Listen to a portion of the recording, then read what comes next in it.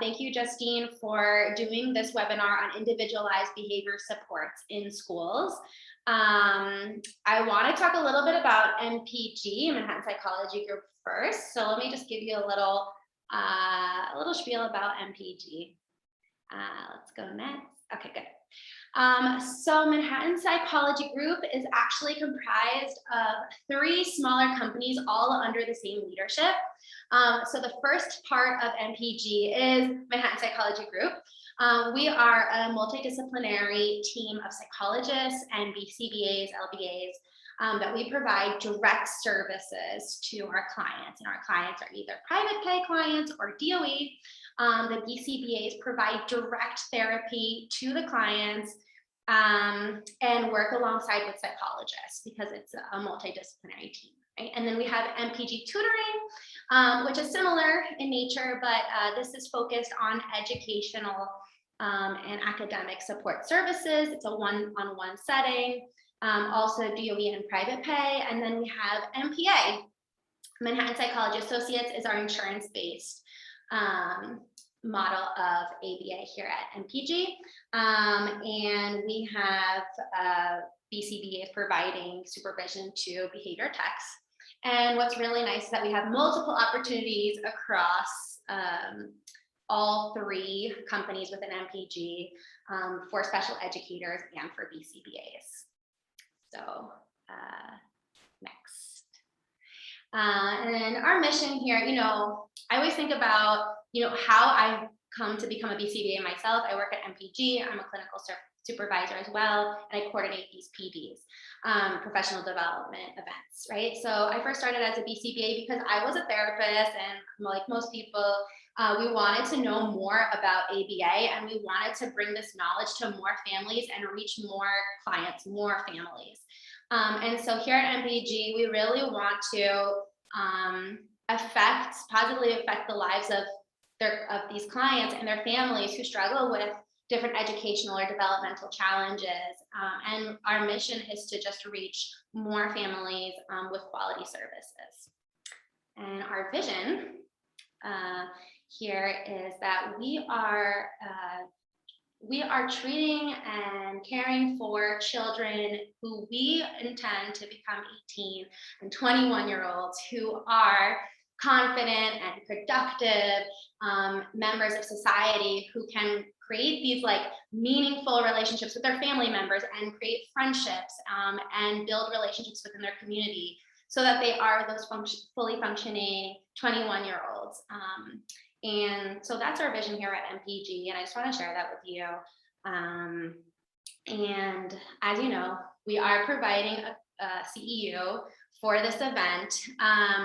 I'm, unlike other webinars that we did, I'm actually going to post the link to the survey at the end of this. So you will see the link to the survey in the chat at the end of the event. You're also going to get it popped up in another tab in your browser, and 24 hours from now, you're going to get it emailed to you. So it's all the same survey link. Make sure you just do it one time. It's going to show up in this chat box at 9 p.m. It's going to be in your browser also at 9 p.m. And tomorrow, Thursday at 9 p.m. Eastern Standard Time, it's going to come up in the follow-up email. So just make sure you fill out that survey by Saturday at 9 a.m. So this in a couple of days, Saturday. We just want to make sure that everybody completes that survey timely so that we can get those certificates out on a timely manner. Okay, so there's also going to be a recording probably around May 30th. I'm going to try my best to get the recording out by May 30th. It's going to be on our PD calendar, on our MPG website. So stay tuned for that. Again, the certificates are only available to BCBAs and BCABAs. So please know that we aren't providing certificates to everyone, although everybody here is welcome to attend. These are free events. So thank you for everyone joining today. Also at the end, Ann Bonomo from MPG is going to talk about opportunities at Manhattan Psychology Group. So if you're interested in that, I'll also put a link so you can hear Ann Bonomo talk. But without further ado, I want to introduce Justine Caputi. As I said, she's a clinical supervisor here at Manhattan Psychology Group. She's also a certified special education teacher in New York. She's completed her master's degree in special education with a focus in behavioral disorders. And she also has obtained an advanced graduate degree in applied behavior analysis at Hunter College. She spent a significant amount of time in a variety of educational settings, treating children from ages 5 to 21 in public schools, private schools, and charter schools. She's designed and implemented ABA programs, and she's very passionate about creating and implementing behavior plans across all settings. So thank you, Justine, for giving this webinar today. Thank you, Kristen. Hello, everyone. I cannot see any of you, but I know you can hear me and probably see me. So thank you so much for coming this evening. Before we get started, I feel like based on the topic and, you know, everyone being here to talk about something that we do in schools, it only feels right to just take a second to acknowledge what happened in Texas and how horrifying it is. And all events like this are just so horrifying and there's no words. And because you're here and just because you're human, I felt like I needed to acknowledge that. And I hope everyone's taking care of themselves and their loved ones, because it's hard stuff. So let's earn some CEUs. Hope you're comfortable. So if you're here, there's a good chance that you either teach in a school or you support staff who are in a school, or you run group instruction, or you do individual instruction, and you need to carefully curate, you know, systems to support students in schools. So, you know, it's something that can be challenging, especially if you're going into a school to support a team who has no idea how to support a child. They're likely frustrated, and you have to come in and you know, individualize a plan that they're able to implement, and it can be really challenging. So tonight we're going to cover these 4 areas. I'm really going to try to breeze through part 1 and part 2. Part 1 is when and how to efficiently identify behavior challenges that might interfere with instruction. Part 2 is how to differentiate visual supports in the classroom. This is really going to talk about, you know, function and how we differentiate based on function. And being that everyone's here for CEUs, we likely know how to identify function. So I'm going to kind of breeze through that. Then we'll chat out some techniques for group behavior management. And what that could look like as far as motivation goes. And then how to differentiate instruction within a group will be our final part. There's a poll question that's up, and I would love to see everyone's response. Do you feel lost when it comes to supporting students in the mainstream or inclusive setting? Most people are saying sometimes. Rarely. Okay, numbers are still coming in.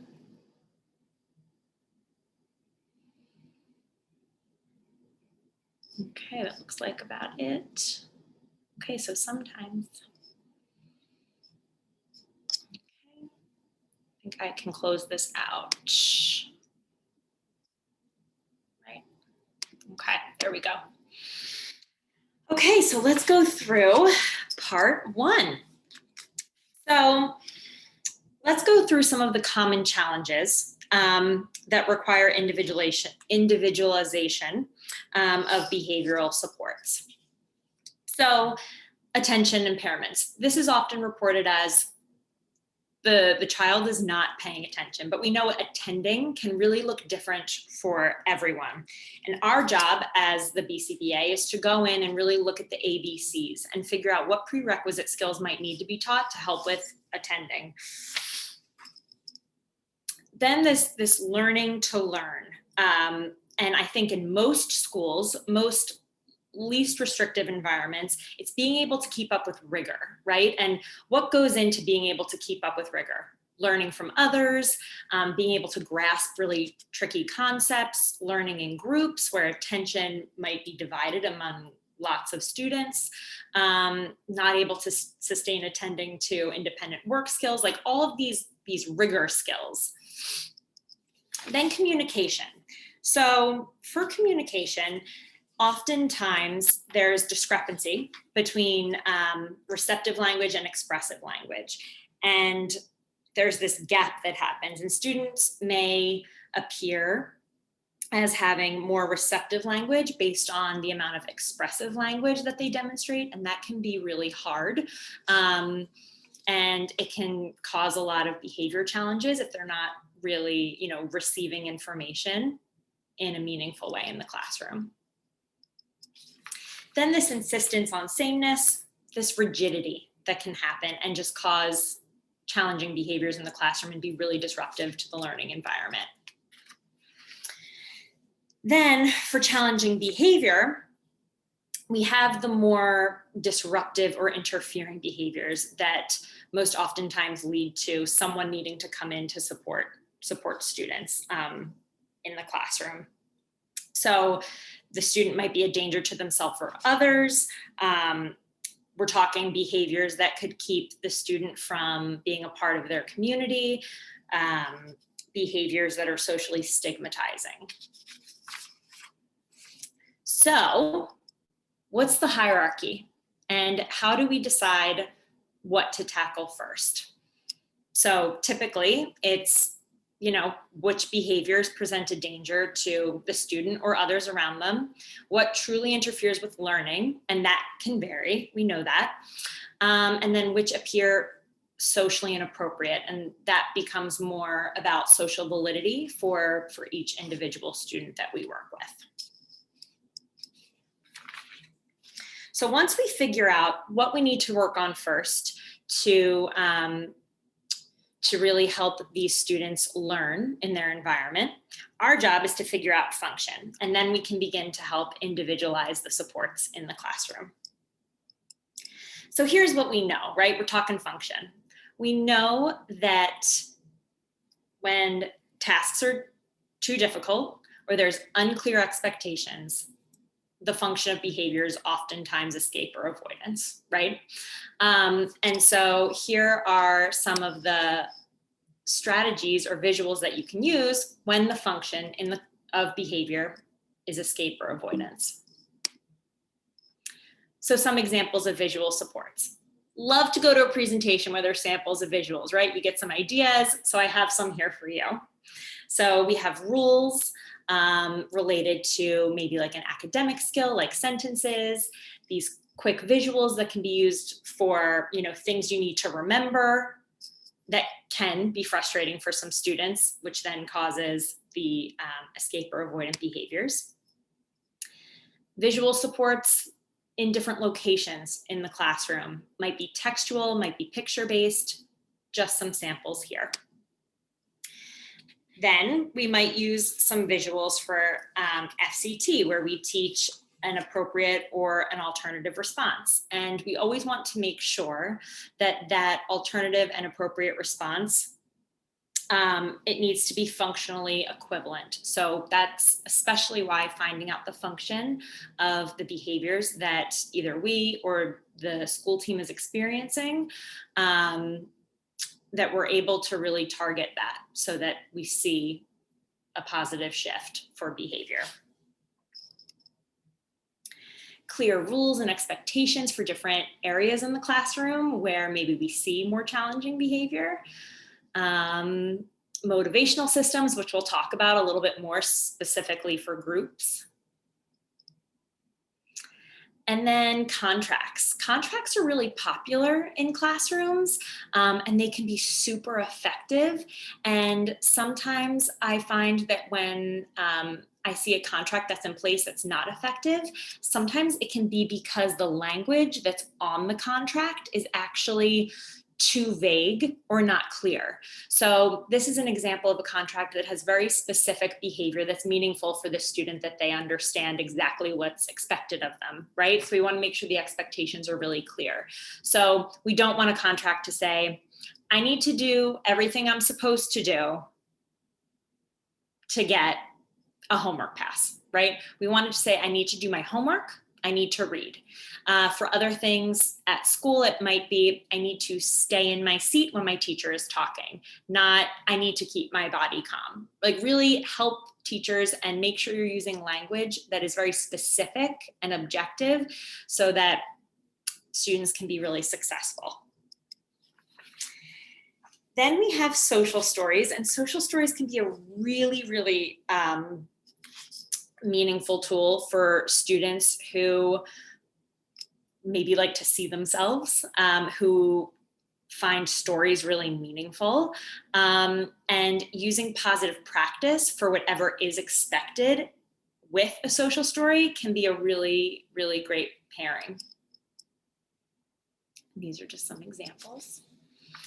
And then toleration practice. So when we're talking about escape and avoidant behaviors, it can often be related to not being able to tolerate something, right? These students want to get out of there when this thing happens that's really, really not preferred. So doing positive practice and maybe using a token board, maybe using a video, boosting up reinforcement in some way. Let's not forget that practicing and positive practice, just like we practice CPR, right? When we go to these CPR trainings or whatever training we're going to, practice it outside of the time of the thing that's going to happen. Then when we're talking about gaining access to attention or preferred tangibles, what leads to these behaviors? Limited attention, access to the things that the student wants are unavailable or delayed, right? So what visuals might we be able to use? Okay, and here's our first code. Pause really quick. Code 1999. The first code for the CEU is 1999. Yes, BCBAs, you need this code for your survey. The first code is 1999.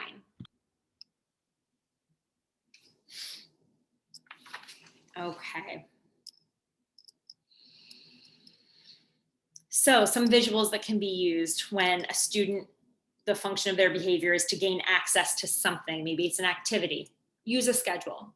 Make it very clear when that activity they really want is coming and when the activity, they don't want to happen is going to be done. This can be really successful.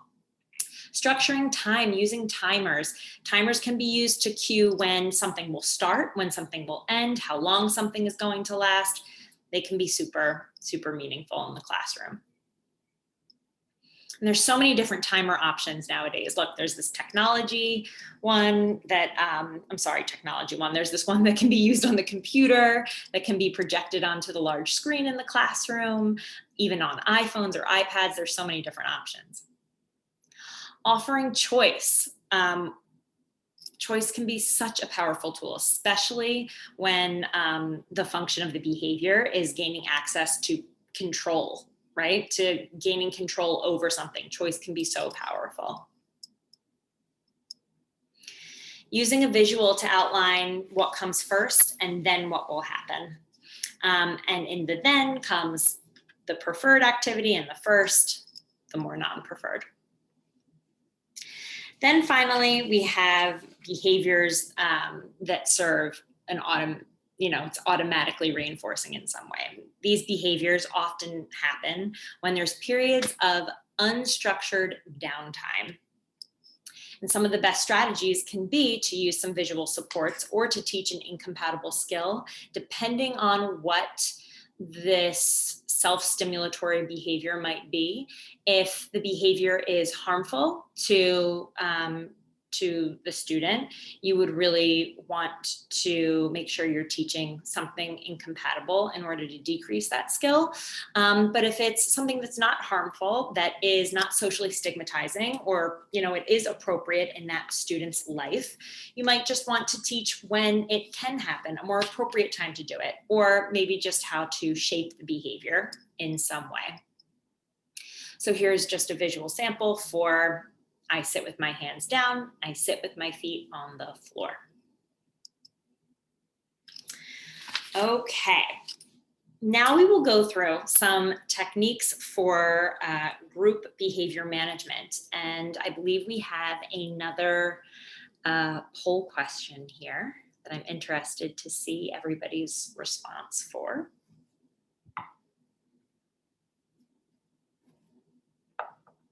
Have you seen, oh, we have two, correct. Have you seen effective group behavior management in the mainstream or inclusive setting? Have you provided recommendations on behavioral supports? Yes, often did recommend and implemented by the school team.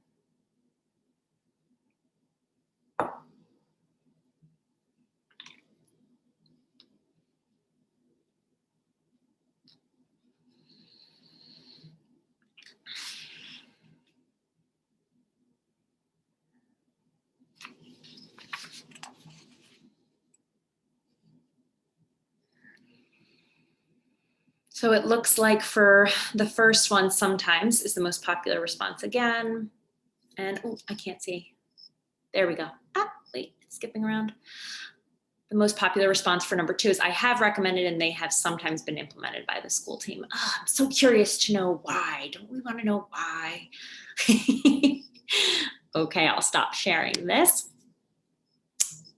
Ooh. Poll closed. I think now I can close it. Okay. Okay, so group behavior management and differentiating instruction within a group. Those are parts 3 and 4. That's what we're going to go through now. So we'll be talking through individual and group token economies, how to use DRL with a group. And then we'll talk a little bit about some self-directed reinforcement, some self-management that might be able to be used in less restrictive environments. So individual token economy using technology. The most popular one that I'm saying, I think it's the most popular. The one that I have used in the past is Classroom Dojo. I don't know if anybody has heard of Classroom Dojo or used it in the past, but if you have used it, that's kind of what I'm visualizing, right? Where all students are earning points individually during a group lesson. In Dojo, if you're not familiar, every student gets to pick, it's like a little monster. And it's a screen that has all of these monsters on it. And the students can pick their monster, their color, they can name them, whatever. It's up on the board during group instruction. It's very important when using this system, just like any token economy, that students know how they can earn points. So we want to make sure that teachers and we and the student are all very clear on how they can earn points. Example, correct answers. The cool thing with Classroom Dojo, it's D-O-J-O for those of you who haven't heard of this. They can see and hear points being delivered. It's highly engaging. It's really cool. And you can also type into the program, what they're earning points for. So let's say you're doing correct answers. There's like a picture and a text that you can put with that specific point they would get. It's very cool. This type of system is really good for auditory learners because they can hear and they can see the points being delivered, and socially motivated because they can see what they're earning in comparison to their peers. So that social motivation is really important for this type of system. And strong observational learning skills, because if they're able to see what their classmates are earning points for and they want to earn points and they're motivated to earn points because their friends are earning points, they need to be able to see and understand what their peers are doing to get those points. This also can be modified and used for some softer social skills. So maybe, I don't know, a lot of classrooms use like a me too instead of calling out, but when they want to share that they also had the same thought as someone else. So maybe like use the correct hand symbol, for like use the me too thing.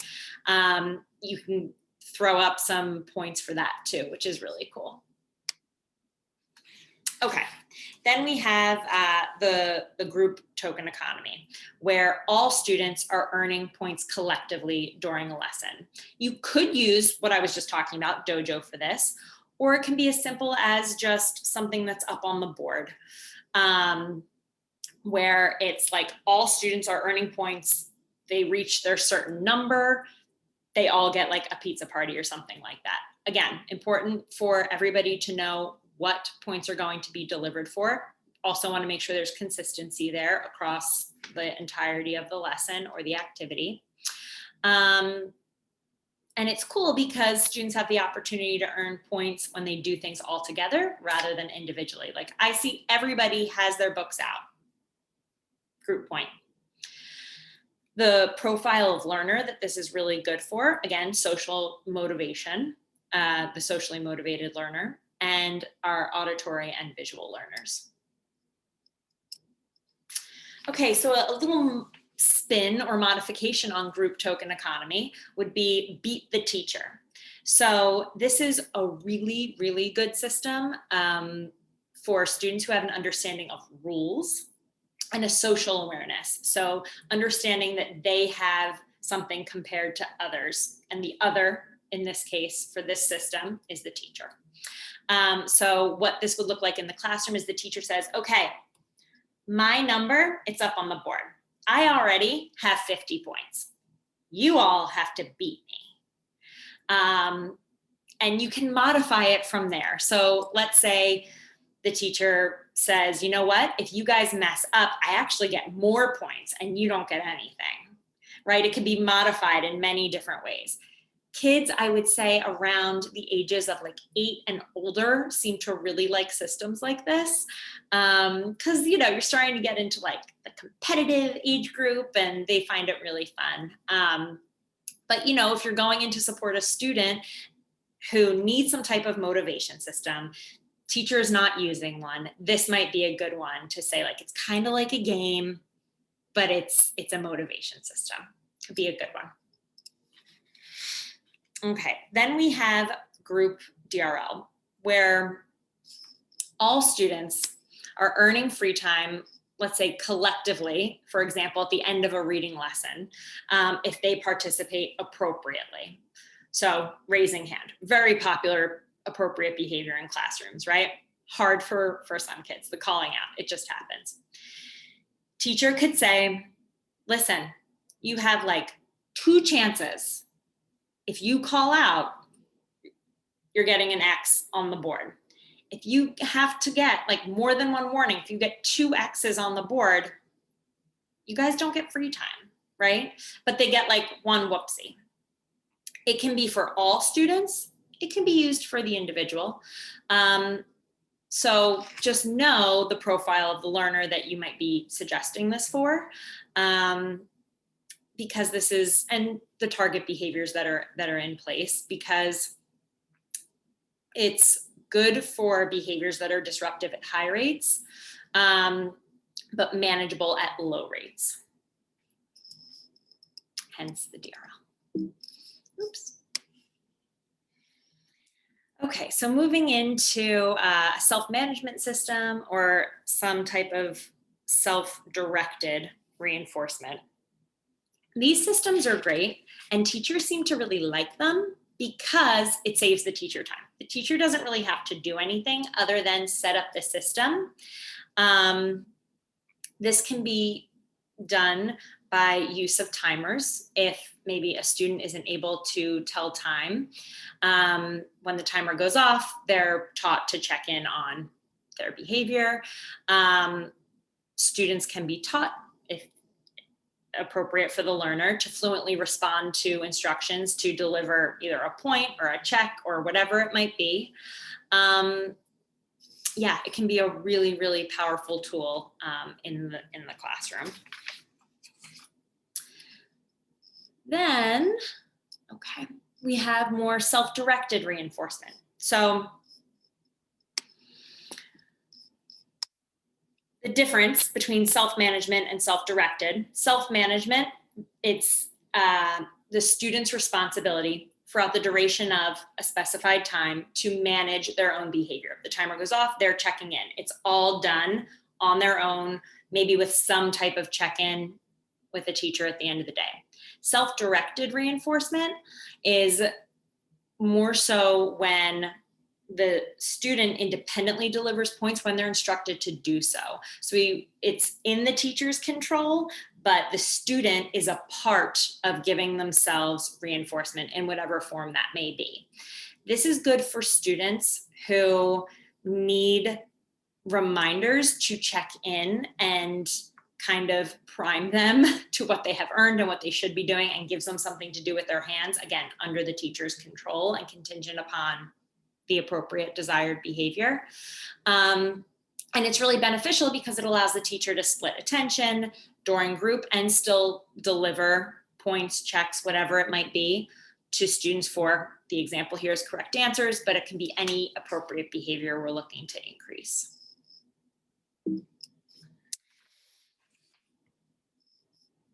Okay, and I would pause for questions, but Kristen and I talked about waiting for questions at the end, which I think we will have some time to go through, which can be exciting. So I might cover some of your questions in this final part. Yes, I'll just say that everyone can write questions in the Q&A box at the bottom.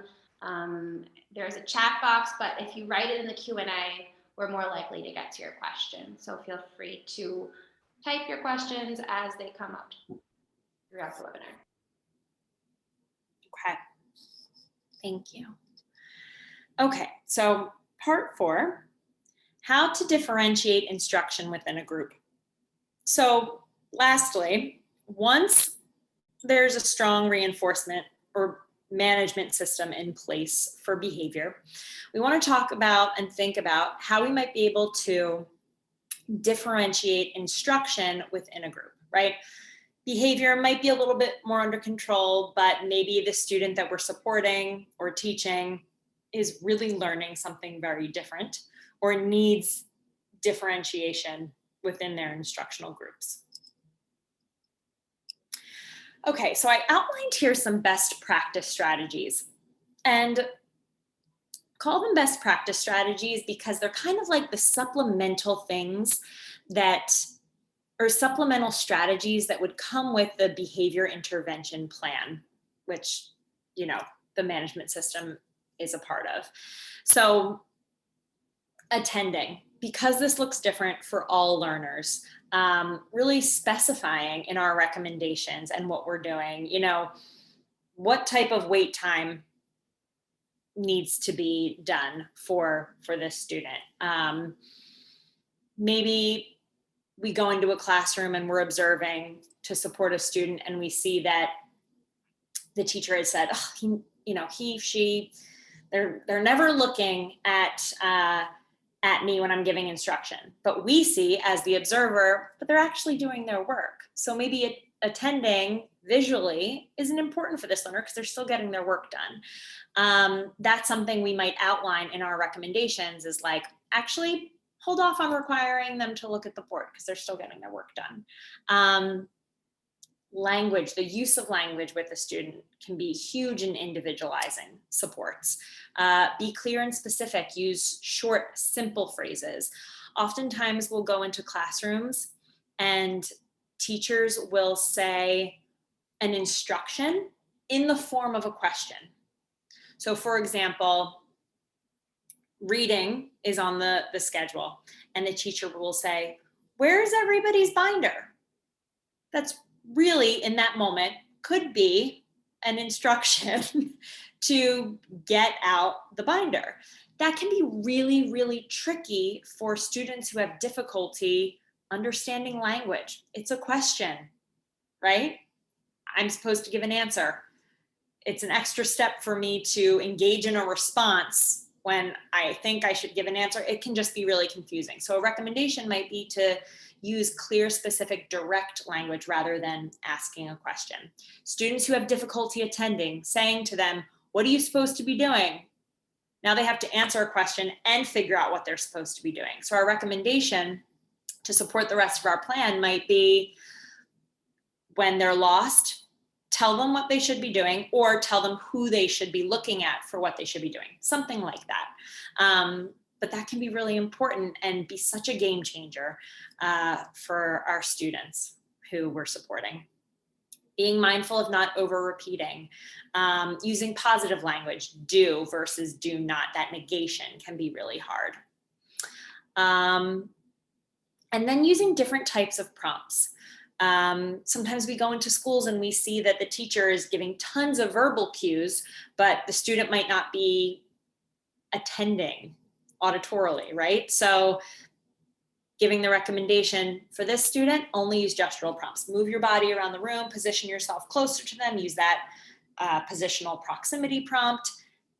Just point to what they should be doing. Maybe there's a visual on their desk like we looked at earlier. But these are like supplemental best practice strategies that can support our plans and greatly support instruction. Okay, so what are some things to think about with group instruction?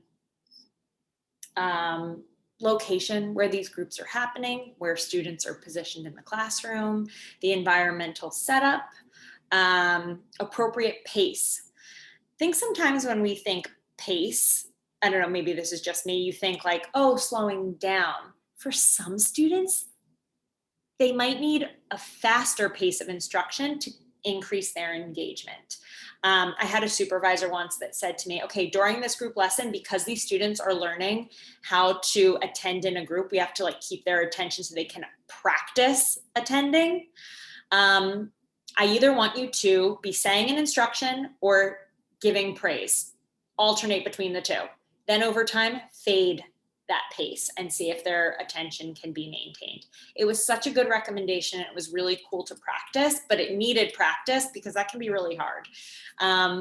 But pace doesn't only mean slow down. Sometimes it can mean speed up. So look at that when you are going into classrooms. How are support staff being used? So important.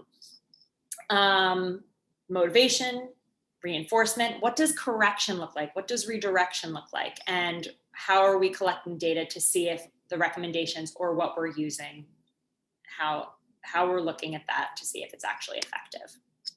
So some formats I'm going to talk through. Same objective, same materials, different objectives, same materials, different objectives, different materials, independent work, and what independent work and direct instruction can look like. So for same objective, same materials, what you can be visualizing here is the closest to a traditional classroom and what that instruction looks like.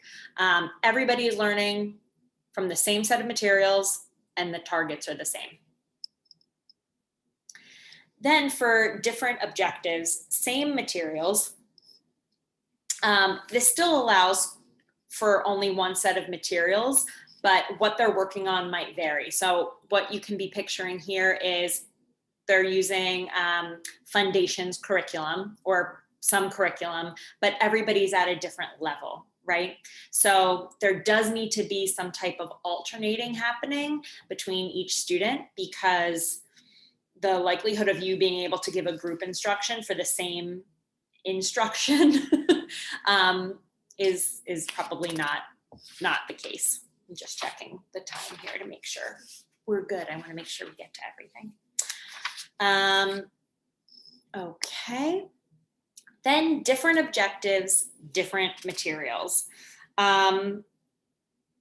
This is good for if you're only using, again, let's use the example of one curriculum, but maybe everyone is completely on different things and the materials might even be different. So we're not even just talking different levels, maybe like different chapters of the book, right? Again, the alternation between different students is going to need to happen. This really also requires a higher level of planning and organization. And you know, the positioning of students is going to be really important too, because observational learning isn't going to be a part of this. Okay, and we have up here the second and final code. 2002 is the second and final code for the survey. BCBAs, write the code down for your survey. 2002. Okay. All right, next we're going to talk about independent work. Independent work is really good to use to structure downtime. It allows for more students to be present with fewer staff, makes it more manageable for staff. I think when we go into classrooms, oftentimes what we might hear is challenging behavior happens the most during less structured time. We're talking recess, we're talking transitions, we're talking they get back from a thing early, they don't know what to do with their downtime, and so challenging behavior occurs. So this one student, or maybe all students, are working simultaneously on different things using schedules. The tasks that they're completing can be individual or maybe partnered or joint in small groups. The pre-teaching is really important. We want to make sure that the students who we're using this for know what's expected and how to engage in the activity that's being given to them. So some pre-teaching might need to happen, or just use previously mastered tasks. It's great to recommend using this time and this work as supplemental for especially that academic rigor that happens. And it's impossible to include all types of objectives in this format. But this can be really, really powerful in structuring less structured times that naturally happen throughout the day. I was in a school once and we called it active recovery time. It also takes pressure off teachers and students because students can have some time away from just hearing direct instruction, which most of the school day is filled with, some type of direct instruction. But then we might have the pairing of independent work and direct instruction. So this is when students are engaged in independent work and some type of individualized instruction is happening with one student. So maybe, let's say there's 4 students. When does that ever happen? But maybe there's 4 students and direct instruction needs to happen with one, but the other 3 students are following some type of schedule. So maybe one is following a computer schedule, maybe one is working on a science project, but everybody is doing some type of independent work, but one student is receiving direct instruction. Then it can shift. The student that was receiving direct instruction then shifts to independent work, and the teacher can shift to providing direct instruction to the next student. This is cool because it allows for very different students to be paired together. I think we go into classrooms sometimes and the thought of pairing certain students together for a teacher can seem really off-putting, and they just can't imagine, how can they ever be in a classroom together? Do they have any independent skills? Can they follow a schedule? Maybe they can do that while you're providing instruction to the other, and then you swap and you teach up skills to that student who doesn't have as many of the target skills as the other one, and then you go from there. And over the course of the year, maybe then they move into different objectives, same materials, and some type of flow chart plan can be shared to help them with the instruction for the whole year. Okay, and this is our time for questions, which I'm so glad I left because the last presentation I didn't leave enough time, but I think this can be really meaningful after just having shared so much information. Justine, are you able to see the questions? Let me see, let me pull up. I can start. In the chat or in the, oh no, Q&A. Mm-hmm. I'm sorry, hold on. I actually don't think I can click on it. Okay. I will ask the questions then. Chris Borak is asking if you have any preferred class-wide system for middle school gen ed classrooms. Middle school gen ed classrooms. I think the beat the teacher could be cool for middle school. I've also seen with beat the teacher, I didn't say this earlier, where the number the teacher has is kept a secret. That might be cool for middle school. Not sure. That's a tricky age, middle school. Beat the teacher, but also something like dojo, but not dojo, but individual points that can be turned in for something, I think can be really meaningful for that age group in a general education setting. Thanks, Justine.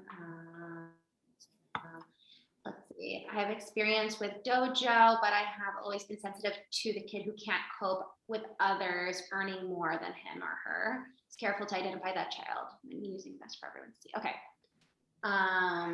Yeah, I guess it's not a question, it's a comment, but do you have anything to say about students who have difficulty tolerating others earning more than them? Yeah, I would be interested to see if a social story about the topic of others having something that you might not have, with some positive practice of, okay, let's read the story. Here's what happens. Here's how it can make us feel. Let's do some practice. Look, I have this many points. You have this many. Like, what are some strategies if you feel upset that you can employ here? You know, using a social story with some toleration practice. That might be a good pairing for that. Thank you, Justine.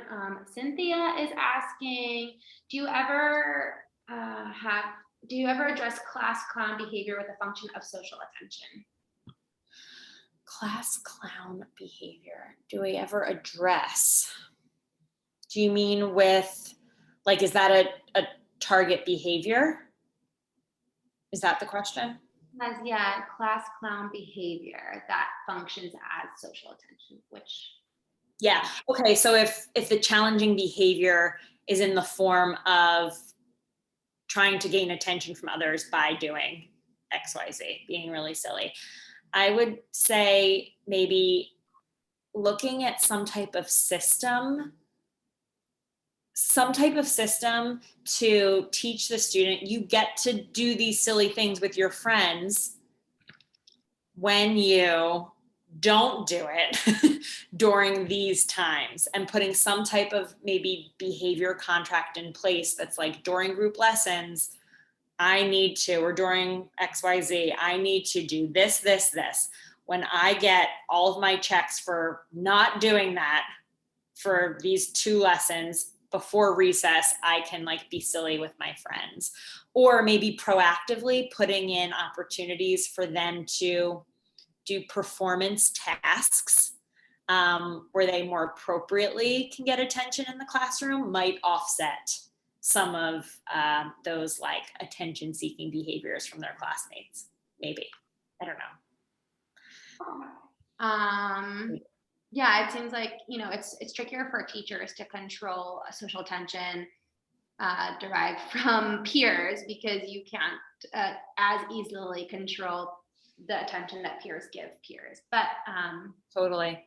that's the tricky part of it's tricky. You know what's funny though? I just dealt with that for a case I was consulting on, and you know, in the same way we talk to students who are engaging in target challenging behaviors and teach them how to interact with their peers and what's appropriate, there is work that can be done with the rest of the class and how to, you know, navigate different behaviors of, you know, the target student.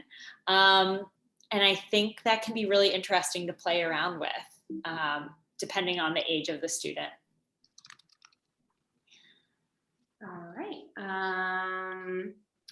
Let's see. All right. Justine, is it possible to upload this PowerPoint, or is it just the recording? I'm okay with that if Okay. PG is okay with that. Yeah. Yeah. We can upload it. That's no problem. So a couple of you have asked this question. So yeah, we can upload the PowerPoint along with the recording. if that helps you. So yes, a couple of people are asking. Let's see. Oh, Patricia is asking about Beat the Teacher. Any recommendations for a starting number of points? Do you want to be sure they can beat the number easily in the beginning? Good question. Yes, I think just like with any motivation system, any token economy system, you want the student to come in contact with success so they're motivated to comply with the instructions, whatever that might be, to earn tokens. So yeah, I would say start with a low number, and maybe start with the teacher not earning points against the students. Maybe you introduce that as like a second phase. Like, okay, we're doing Beat the Teacher today, but we're adding something new. I can earn points too, right? Like that's phase 2. Okay, great. Here's a question. Best way to get teacher buy-in? I'm sorry, you cut out for 1 second. What is the best way to get teacher buy-in? The best way to get teacher buy-in, the students to buy into the teacher? That's a good question. Yeah. Anonymous asked, what's the best way to get teacher buy-in? I thought maybe this is for the teacher to respond to the BCBAs behavioral. Oh, yeah. Sorry, it's getting late for me. Yes. I think depending on what the setup is, it's always great for you to jump in and model any strategies that you're recommending when possible, or sharing stories about when you found this was successful, or saying, providing an empathy statement, right? Like, I know it can be so frustrating and it can be so hard to be motivated to work with a student when XYZ is happening. Build in time for rapport, just like you would for a student that you're working with. If the hours, that you have to work with this case allows for it. I think those are strategies that can help with buy-in. Yeah, I think the empathy thing is really important. And maybe showing other results from articles or research so that people know what has been done before. Totally, like leaning on the research for something you're recommending. Yeah. Yes. Let's see.